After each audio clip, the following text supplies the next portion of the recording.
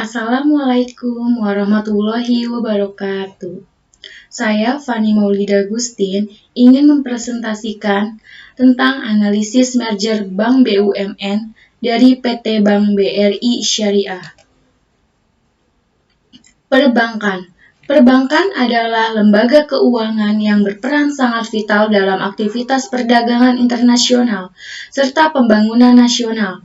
Perbankan adalah segala sesuatu yang menyangkut tentang bank, mencakup kelembagaan, kegiatan usaha, serta cara dan proses dalam melaksanakan kegiatan.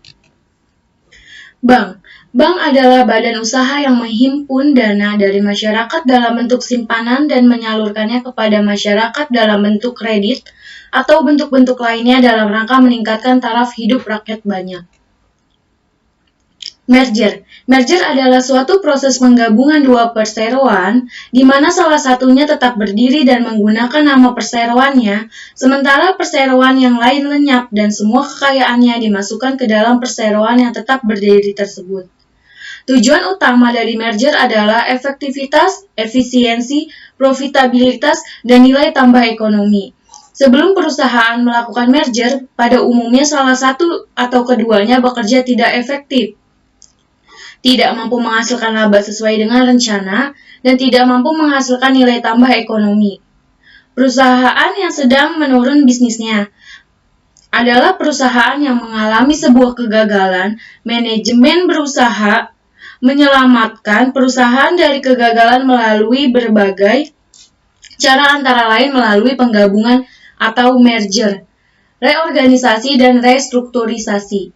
Perusahaan yang tidak bisa diselamatkan akibat kegagalan dalam mengelola bisnis dinyatakan bangkrut. Kegagalan adalah ketidakmampuan mencapai sasaran yang telah diterapkan. Dalam dunia bisnis, sasaran itu berupa penjualan, laba kotor, laba operasi, laba bersih, pendapatan bersih per saham, dividen per saham, nilai pasar per saham, nilai perusahaan, dan sebagainya. Kegagalan yang terus-menerus dapat meruntuhkan organisasi bisnis jika kegagalan itu tidak cepat diatasi.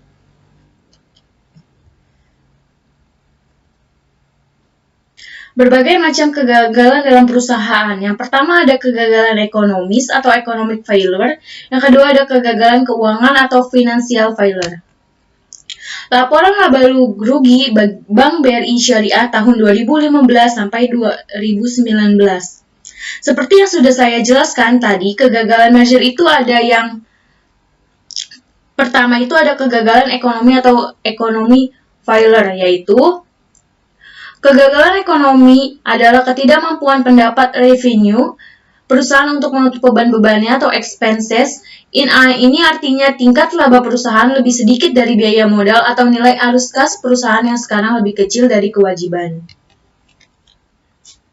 Nah, kegagalan ekonomi ini mempunyai yang pertama pendapatan atas penjualan tidak cukup untuk menutup penjualan pada perusahaan, laba kotor, yaitu negatif. Berdasarkan laporan tersebut, pendapatan atas penjualan cukup untuk menutup harga pokok penjualan, berarti perusahaan laba kotor itu negatif. Berdasarkan laporan tersebut, pendapatan atas penjualan cukup untuk menutup harga pokok penjualan, sehingga laba kotor tersebut positif dan tidak mengalami kegagalan. Data tersebut dapat dilihat di laba sebelum beban pajak. Nih, jadi laba sebelum beban pajak tuh yang ini. Kemudian, poin kedua itu ada pendapatan atas penjualan tidak cukup untuk menutup biaya operasi seperti harga pokok penjualan, ditambah beban pemasaran, ditambah beban administrasi, berarti laba operasinya itu negatif. Berdasarkan laporan ini, pendapatan atas penjualan cukup untuk menutup biaya operasi, sehingga laba operasinya itu positif dan tidak mengalami kegagalan, dan data tersebut dapat ditemukan di pendapatan operasional. Nih ya, pendapatan operasional lainnya itu yang ini.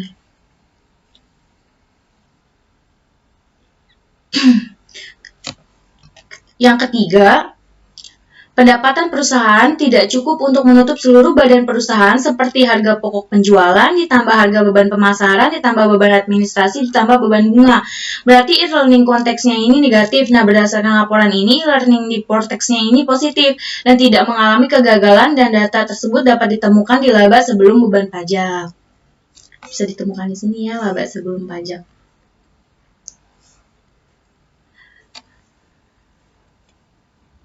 Selanjutnya ini laporan posisi keuangan atau neraca Bank BRI Syariah tahun 2015 sampai tahun 2019. Nah, jenis ini kegagalan merger kedua, ini yaitu kegagalan keuangan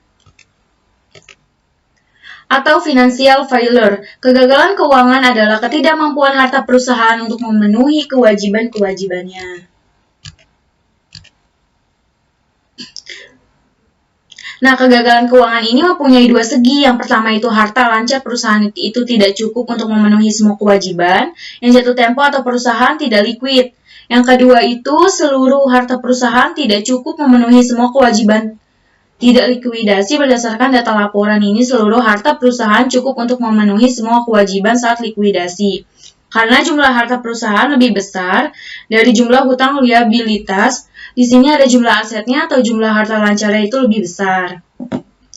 Nih, jadi yang paling bawah ini adalah jumlah asetnya.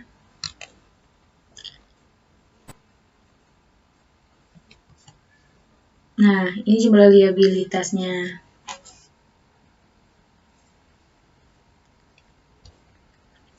Pertanyaan yang banyak diajukan terkait merger Bank BRI Syariah. Yang pertama itu ada, kapan proses merger Bank BRI Syariah selesai dan bagaimana proyeksi pergerakan sahamnya sampai tanggal selesainya merger tersebut. Yang kedua itu dari 3 bank pemilik Bank BRI Syariah pasca merger nanti, yakni Bank BRI, Bank Mandiri, dan Bank BNI, maka bank mana yang paling diuntungkan jika merger ini memang berdampak positif terhadap fundamental BRI Syariah itu sendiri. Yang ketiga itu, seberapa besar dampak merger ini terhadap Bank BRI, Bank Mandiri, dan Bank BNI sebagai pemilik dari BRI Syariah? Pertanyaan yang pertama itu, kapan proses merger BRI Syariah selesai dan bagaimana proyeksi pergerakan sahamnya sampai tanggal selesai merger tersebut? Jawabannya adalah, menurut rencana tanggal efektif penggabungan adalah 1 Februari 2021. Tapi bisa juga lebih lama dari itu meski perbedaan waktunya gak akan terlalu jauh, mungkin diundur jadi Maret atau April. Selama mergernya masih on progress, maka pergerakan saham BRI Syariah di pasar akan dipengaruhi oleh isu atau berita atau rumor yang beredar terkait prospeknya pasca merger. Yang karena hampir semuanya menyebutkan bahwa prospeknya bagus, maka BRI Syariah juga tidak akan turun sampai harga wajarnya yakni Rp786 itu tadi. Tapi untuk turun misalnya sampai 1.000, maka itu masih mungkin. Di sisi lain, jika pemberitaan yang beredar menyebut bahwa prospek BRI Syariah ini bakal lebih bagus lagi, maka bisa juga BRI Syariah bertahan di kisaran harga yang sekarang, yaitu Rp1.200, atau bisa naik lagi. Dan setelah nanti mergernya akan tuntas, maka investor akan kembali fokus ke perkembangan kinerja atau laporan keuangan perusahaan, di mana jika hasilnya bagus atau ROE-nya meningkat, maka saham BRI Syariah juga akan bertahan minimal di harga sekarang, alias tidak turun lagi, dan selanjutnya dia akan pelan-pelan naik dalam jangka panjang. Tapi jika misalnya hingga akhir 2021 nanti kinerja BRI Syariah belum berubah signifikan, maka sahamnya akan pelan-pelan turun seiring dengan meredupnya optimisme investor terhadap prospek perusahaan. Yang kedua itu dari 3 bank pemilik BRI Syariah pasca merger nanti, yakni Bank BRI, Bank Mandiri, dan Bank BNI, maka bank mana yang paling diuntungkan jika merger ini memang berdampak positif terhadap fundamental BRI Syariah itu sendiri? Meski BRI Syariah menjadi bank yang menerima penggabungan, tapi karena bank terbesar dari ketiga bank yang digabungkan adalah BSM, maka Bank Mandiri sebagai pemilik BSM juga akan menerima porsi saham terbesar di BRI Syariah pasca merger, tepatnya 51,2%. Jadi nanti BRI Syariah tidak hanya berganti nama, tapi pemegang saham pengendalian juga berubah dari sebelumnya Bank BRI menjadi Bank Mandiri. BRI dan BNI juga tetap mengendalikan perusahaan, hanya porsi kendalinya tidak sebesar BRI. Sehingga jika BRI Syariah sukses menjadi bank besar, maka dalam hal ini yang paling diuntungkan adalah Bank Mandiri. Yang ketiga itu, seberapa besar dampak merger ini terhadap Bank BRI, Bank Mandiri, dan Bank BNI sebagai pemilik dari BRI Syariah. Nilai aset BRI Syariah pasca merger per kuartal 2 2020 adalah 221 triliun rupiah. Dan itu memang cukup besar, tapi masih jauh lebih kecil dibanding total aset dari BRI dan Bank Mandiri dan Bank BNI itu sendiri yang mencapai 3.599 triliun rupiah. Jadi kalaupun BRI Syariah sukses berkembang, tapi dampaknya terhadap ketiga bank induknya tidak akan terlalu besar.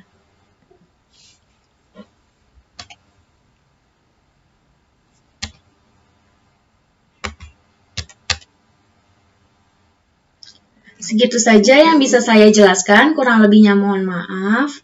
Assalamualaikum warahmatullahi wabarakatuh.